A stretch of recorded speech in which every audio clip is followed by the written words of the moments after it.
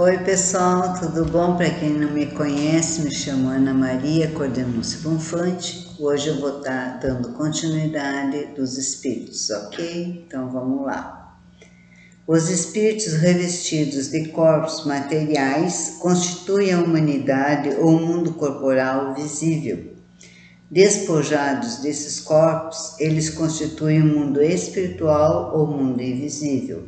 Então, os espíritos de corpo material, que material nosso físico, né, constitui a humanidade um mundo corporal visível. O nosso mundo aqui a gente enxerga e despojados desses corpos, despojados significa que o espírito morreu, ou o espírito desencarnou, como na doutrina espírita, despojado do corpo, tu vai ver o corpo, tu vai ver um mundo espiritual, que significa um mundo invisível, porque para nós a gente não enxerga um mundo espiritual, entendeu?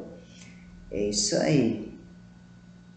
Que povoam o espaço no meio do qual vivemos, sem disso suspeitar como vivemos no meio do mundo dos infinitamente pequenos que não suponhamos antes da invenção do microscópio.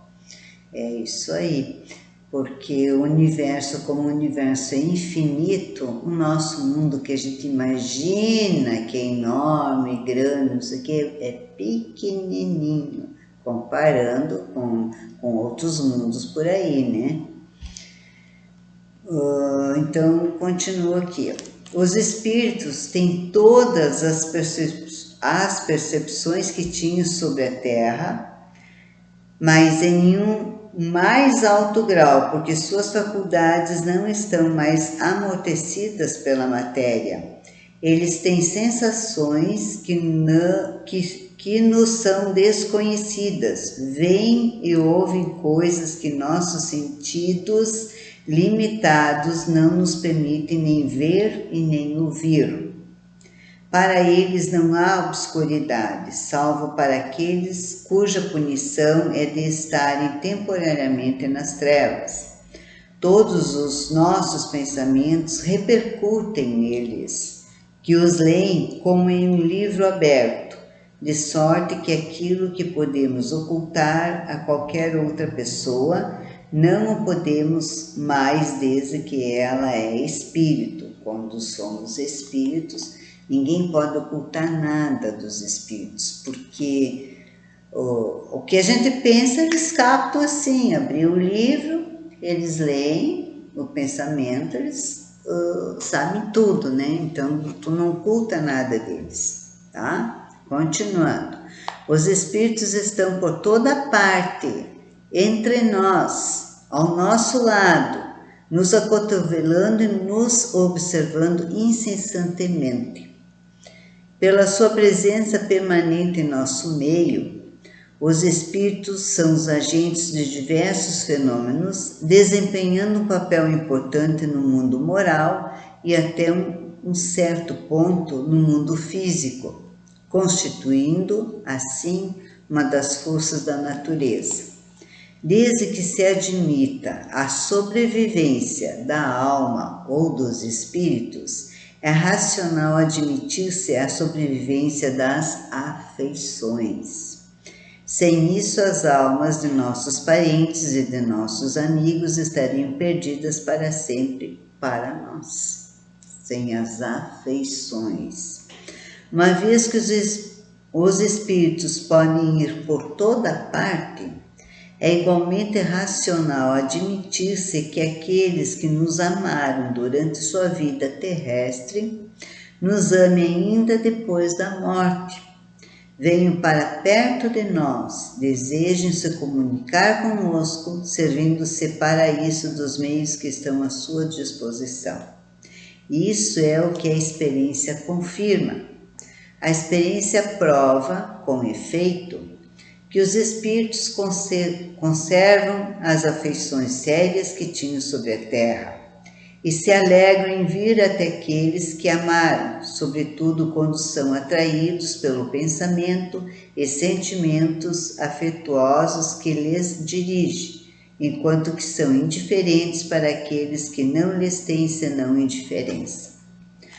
O Espiritismo tem por objetivo a constatação e o estudo da manifestação dos espíritos, de suas faculdades, de sua situação feliz ou infeliz e de seu futuro, em uma palavra, o conhecimento do mundo espiritual.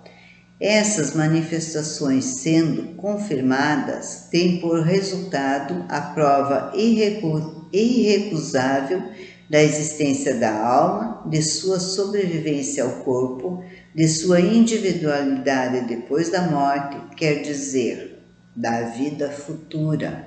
Depois que tu conhece, tem a, como é que se diz, que tu sabe da existência da alma, que tu tem essa certeza da alma e do espírito, tu sabe que ela sobrevive ao corpo, e tu sabe também que fala da vida futura, né? Tu admite a alma, tu admite o espírito, tu admite a vida futura. Essa vida que depois que tu desencarna, essa não existe mais, mas daí existe a vida espiritual, a vida continua no mundo espiritual. Por isso mesmo é a negação das doutrinas materialistas, não mais pelo raciocínio, mas pelos fatos. Uma ideia mais ou menos geral entre as pessoas que não conhecem o Espiritismo é de crer que os espíritos, só porque estão livres da matéria, devem saber tudo e possuir a soberana sabedoria. Há aí um erro grave. Os espíritos, não sendo senão as almas dos homens, os espíritos são as almas dos homens. Estes não adquiriram a perfeição, deixando seu velório terrestre, tá? Porque nós, homens, né? Nós não somos perfeitos, e assim como os espíritos também não são perfeitos. Tudo aqui é questão de evolução e de progredir, tanto aqui como no mundo espiritual. Aqui é que nem uma escola, né? O que a gente faz na escola? A tendência é sempre passar de ano, né?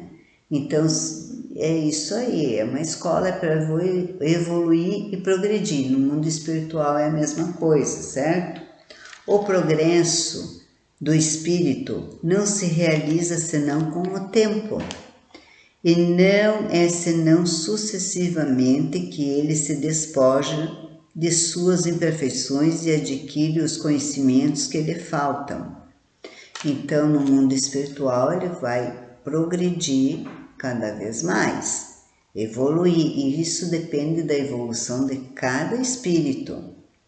Seria também ilógico admitir-se que o espírito de um selvagem ou de um criminoso torne-se de repente sábio e virtuoso.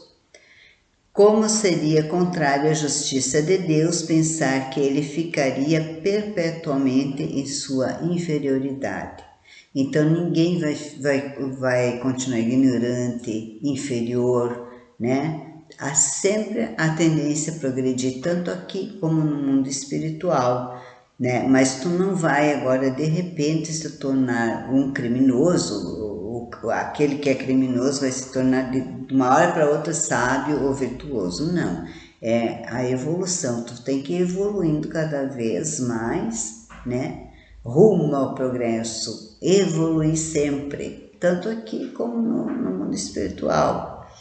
Como há homens de todos os graus, de saber e de ignorância, de bondade e de maldade, ocorre o mesmo com os espíritos. Assim como nós aqui, nesse mundo materialista, tem os homens maus, os homens bons, os mais evoluídos, os menos evoluídos, mais inteligentes e assim por diante. No mundo espiritual é a mesma coisa, tá? Há os que não são senão espertos e ágeis, Outros são mentirosos, trapaceiros, hipócritas, maus, vingativos. Outros, ao contrário, possuem as mais sublimes virtudes e o saber em grau desconhecido sobre a terra. São muito mais evoluídos, muito mais inteligentes do que nós, né? Nem se compare. Essa diversidade na qualidade dos espíritos é um dos mais importantes pontos a considerar, porque ela explica a natureza boa ou má das comunicações que se recebem. É preciso, sobretudo, se interessar em distingui-las, tá? Isso está no livro dos Espíritos, no livro dos Médios. Então, são os médios que recebem as comunicações dos Espíritos. Eles devem estudar, eles devem analisar, eles devem estar sempre cientes, né? Não se deixar levar pelos esses espíritos trapaceiros, mentirosos, hipócritas, né? Etc e tal. Eles têm que saber filtrar, né? A comunicação do espírito, eles têm que saber entender, eles têm que saber filtrar se está falando a verdade, se é um espírito bom, né? Bom, é a moral de cada espírito, né? Isso aí vai revelar as comunicações do espírito. A cada comunicação que o médium recebe, ele vai saber filtrar. Não, isso aqui é sério, é um espírito bom, vamos levar a sério, né? E quando é um outro tipo de espírito, eles aconselham eles, né? Vão procurar ver o que está se passando com esse espírito, né? E tento resolver. Eu não sei explicar direito como é que é, né? Porque eu nunca fui numa sessão espírita assim, então. Pois é, pessoal. Então é isso aí por hoje. É só, né? Até o próximo vídeo. Não esqueça de dar seu like, tá? Compartilhar e se inscrever, ativar o sininho, né? E também, se querem comentar, também podem comentar, tá bom? Até o próximo vídeo, então, tá ok?